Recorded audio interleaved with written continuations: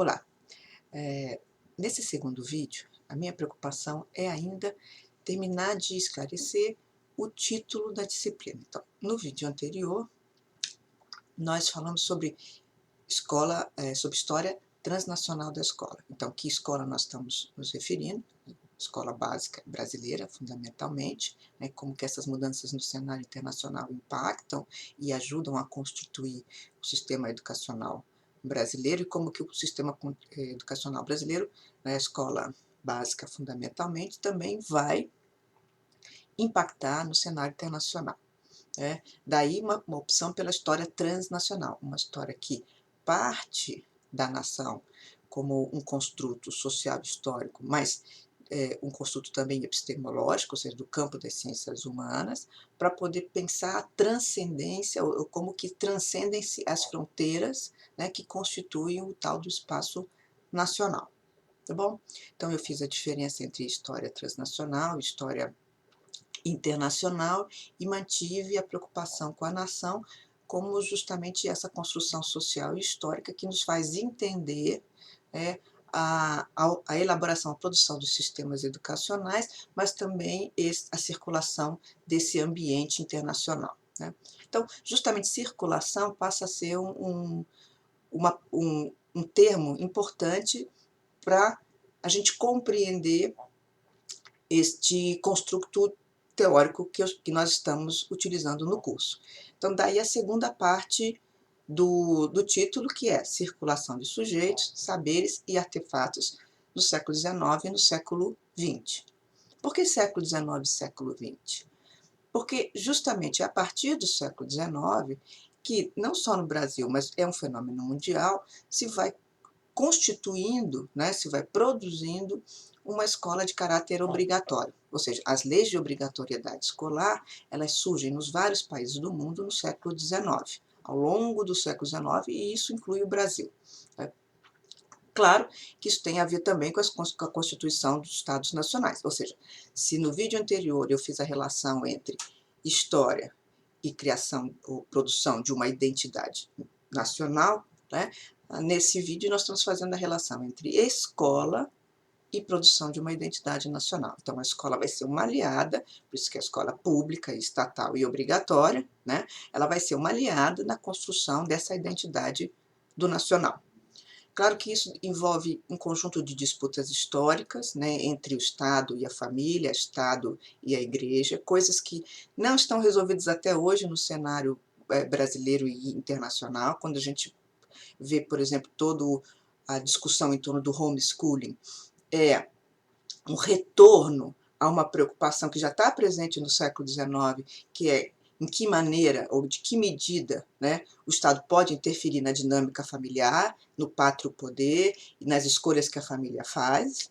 Né? Mas, enfim, essa conjunção, digamos assim, entre a construção de um Estado-nação e a preocupação, né, e a escola como um dispositivo, né, de construção de uma unidade nacional, uma unidade linguística, uma unidade cultural, enfim, uma homogeneidade de pensamento, digamos assim, né, que vai constituir, por exemplo, os nossos heróis, os nossos ídolos, vai constituir o nosso repertório básico de literatura, então literatura canônica, enfim, todo esse conjunto, né, que a escola vai promover ao longo do século XIX e do século XX, e aí a gente deixa de lado a segunda metade do século XX, porque aí você vai ter já uma disputa da escola com a mídia, mas isso é outra história, não vamos entrar nisso agora, mas essa é por isso que nós vamos pegar então a escola século XIX e século XX, porque é esse movimento, né, de construção das identidades nacionais para as quais, né, para essa construção, a escola tem um poder, tem um lugar importantíssimo. Né? Mas por que circulação de sujeitos, saberes e artefatos?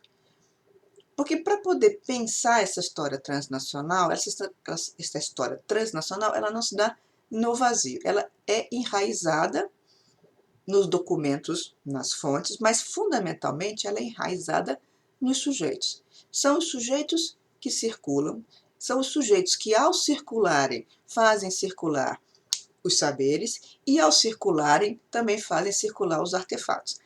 Então, é esse conjunto de circulação, ou seja, esses sujeitos que viajam, né, os objetos que viajam, e a partir desses suportes, os saberes que viajam, né, é que são, digamos, a matriz, a fonte principal, né, de uma história transnacional. Então, não dá para fazer uma história transnacional quando eu alargo, né, o meu espectro geográfico para poder pensar essas múltiplas relações que se estabelecem historicamente. Eu preciso enraizar a minha narrativa, enraizar a minha argumentação em pontos muito precisos. Então, eu posso acompanhar trajetórias de sujeitos, e eu posso acompanhar o deslocamento de objetos, né?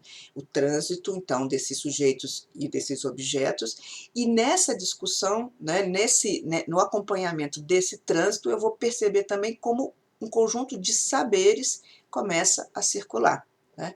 Sempre na relação entre circulação e apropriação. Então, esses saberes circulam, mas eles são diferentemente apropriados também pelos sujeitos, eles são diferentemente inseridos, né, sistematizados dentro dessa materialidade dos artefatos, né, e eles constituem, então, novos saberes. Essa circulação ela é importante, né, no sentido de perceber, então, como que esse movimento é um movimento que não tem necessariamente um ponto de partida e um ponto de chegada, porque ele vai dando a volta, não é bem a palavra, mas ele vai indo de um ponto ao outro, né, e vai sendo mutuamente impactado por um ponto, pelas relações que se estabelecem em determinado local e as relações que vão se estabelecer em outro local em função das condições sócio-históricas de cada sistema educativo, né? Então, se essas ideias, se esses saberes circulam, né, e se esses sujeitos circulam, se esses artefatos circulam, a outra pergunta é como que eles impactam os sistemas locais, né, ou sistemas nacionais. Então, esse que é o conjunto, digamos, da preocupação do curso, né? Então, por um lado, pensar as fronteiras e para além das fronteiras, por outro lado, pensar como que para construir essa história transnacional, eu preciso me valer de determinados pontos de fixação. E esses pontos que vão me permitir fazer essa movimentação ou essa leitura do cenário nacional e transnacional daquele determinado momento, né? A partir, então, do foco nos sujeitos ou nos artefatos que estão circulando. E é isso que a gente vai ver ao longo do curso, né? Então, a gente vai ver um foco em determinados conjuntos de sujeitos, né? Networks, né? Por exemplo, a NEF, focos em determinados objetos, como, por exemplo, os museus escolares ou os manuais escolares, né? Foco nessas representações que circulam, como, por exemplo, a foto de classe. Ok? Espero que tenha esclarecido e a gente vai continuando no próximo vídeo. Tchau!